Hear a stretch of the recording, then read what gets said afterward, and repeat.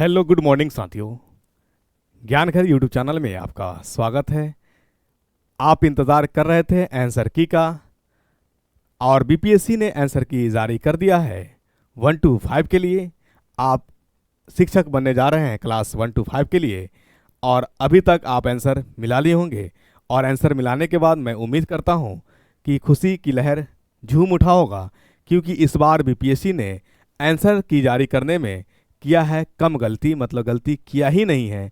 एक क्वेश्चंस में ऑब्जेक्शन लगाया जा सकता है, सिर्फ और सिर्फ ऑब्जेक्शन किस क्वेश्चन में लगाया जा सकता है, जब उसको गहनता से, यानी उसको जो है पूरी धैर्य के साथ, कंसंट्रेशन के साथ जब पढ़ेंगे तभी ऑब्जेक्शन लगा सकते हैं।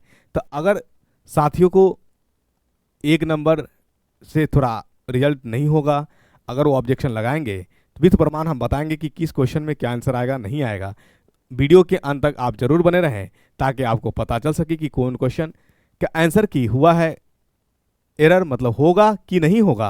According to NCERT book class 12th की बायोलॉजी की बात करेंगे। आप शिक्षक बनने जा रहे हैं क्लास 1 to 5 के लिए, और क्वेश्चंस आपसे पूछा जा रहा है क्लास 12th की बायोलॉजी से। बताइए लेवल को कितना अपग्रेड करना पड़ेगा, 1 to 5 कहाँ क्लास 12th। सोचिए जरा सा कि लेवल को अगर आप जो है 1 to 5 शिक्षक के लिए शिक्षक बनने जा रहे हैं और आप अपने लेवल को 1 to 5 तक ही रखे हैं, तो बहुत मुश्किल है कि कंपटीशन निकल पाएगा। वो अलग बात है कि अक्कर बक्कर बम्बे बोल से आंसर डोल जाए, उसको सिलेक्शन और उसको कामयाबी कहते भी नहीं है। रियल में कामयाबी उसे कहते हैं जो आपने क्वेश्चन को मारा और वह आंसर आपका सही हुआ।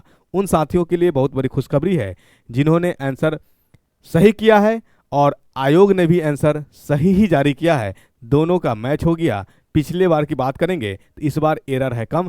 आइए बात करेंगे कि किस क्वेश्चन में आयोग ने किया है गलती। वीडियो के अंत तक आप जरूर बने रहें ताकि आपको भी एनालिसिस करने, कंसेप्चुअल पॉइंट को समझने की आधारभूत एक समझ डेवलप हो सके। तो आइए बात करते हैं हम लोग उस क्वेश्चन की जिस क्वेश्चन ने आयोग की आंसर, और आप खुद बताएंगे कि ये आंसर गलत है या सही, आंसर ये होना चाहिए या नहीं होना चाहिए। एनसीईआरटी जब बुक पढ़ेंगे तो वहां से आप बता पाएंगे। ठीक है, ये चीज़ आप खुद स्पष्ट करेंगे आप कि ये क्वेश्चन का आंसर ये होगा या नहीं होगा, क्योंकि आप एक शिक्षक बनने जा रहे हैं। और बच्चे को जब डाउट होंगे, तो जब बच्चे को डाउट होंगे तो पूछेंगे आपसे ही कि मैम या सर इसका आंसर क्या होगा, इसने तो आंसर यह दिया है और बुक में आंसर कुछ और है। तो आपको अभी से अब आदत डाल लेनी पड़ेगी बुक का थोड़ा देखने, रेफरेंस करने की, ताकि आप चैलेंज को एक्सेप्ट कर सके और अपने विद्यार्थी को कंसेप्ट बता सके, दे सके। तो आइए हम बात करें आंसर पे।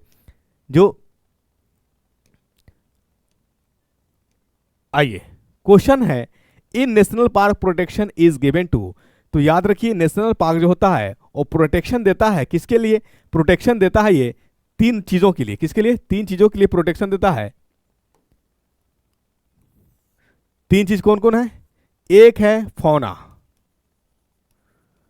एक है फ्लोरा, जंतु के लिए, प्लांट्स के लिए, और कुछ एंडेमिक स्पेसीज। एंडेमिक स्पेसीज बोला जाए तो विलुप्त होने वाले हैं।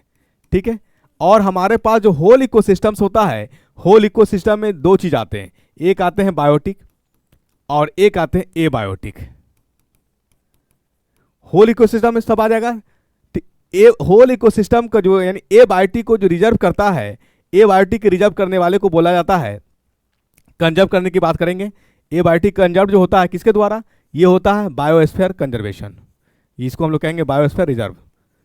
यानी एबायोटिक में कौन कौन आता है? एबायोटिक में आएगा सॉइल, ओशियन, रिवर, ये सब आपका एबायोटिक है। नॉन लिविंग ऑर्गेनिजम्स है। ठीक है, और बायोटिक लिविंग ऑर्गेनिजम्स है। बायोटिक जो भी होता है उसको जो रिजर्व करने वाला होता है उसको नेशनल पार्क प्रोटेक्शन कहा जाता है। फ्लोरा और फौना और एंडेमिक स्पीसीज, जबकि ऑप्शन अवेलेबल है और आयोग ने आंसर इसका किया है national park protection is given to whole ecosystem. मुझे नहीं लगता है कि होल इकोसिस्टम इसका आंसर, जबकि फौना और फ्लोरा और डी ऑप्शन में मोर देन 1 आंसर अवेलेबल है। तो इसका आंसर क्या हो जाएगा? होना चाहिए आंसर डी। अब कहेंगे कि ये आंसर आपकी डी कहां से होगा? बायोस्फीयर कंजर्वेशन, बायोस्फीयर पर रिजर्व है कहां से? तो आप जब बुक खोलेंगे आपको उठाना है क्लास 12th की एनसीईआरटी बायोलॉजी, एनसीईआरटी बायोलॉजी। ठीक है। चैप्टर कौन सा?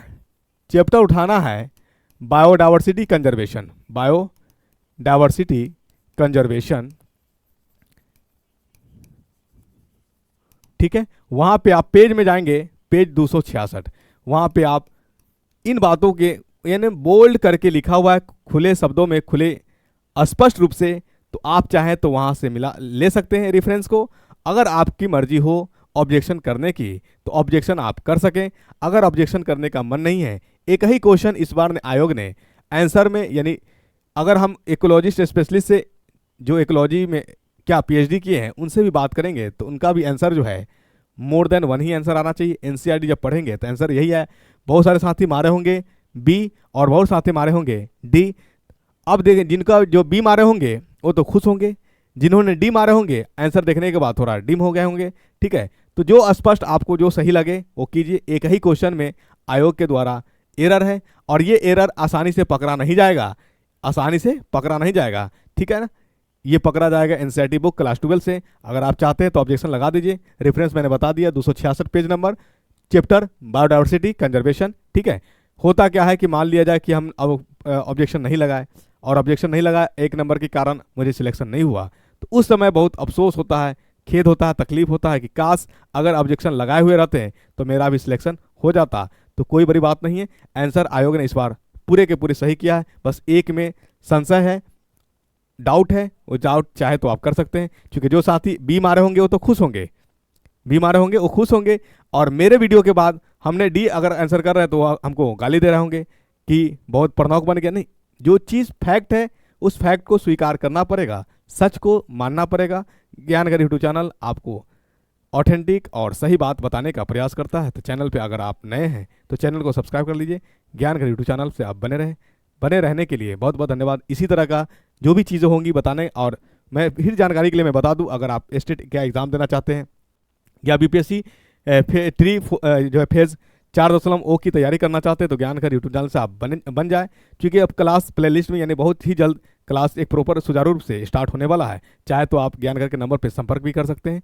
ठीक है, पिछले बार भी कटअप बताया गया था और पिछले बार भी ज्ञानघर ही से क्वेश्चन को चैलेंज भी किया गया था, और इस बार भी मुझे लगा कि इस पर थोड़ा किया जाए कि जिन साथियों को अगर थोड़ा कुछ डाउट आए तो अब ऑब्जेक्शन लगा सकते हैं। बाकी नहीं तो बेस्ट ऑफ लक, आपकी बधाई हो, सफलता आपकी कदम चूमे, अच्छे शिक्षक बन करके पठन पाठन की क्रिया को प्रारंभ करेंगे।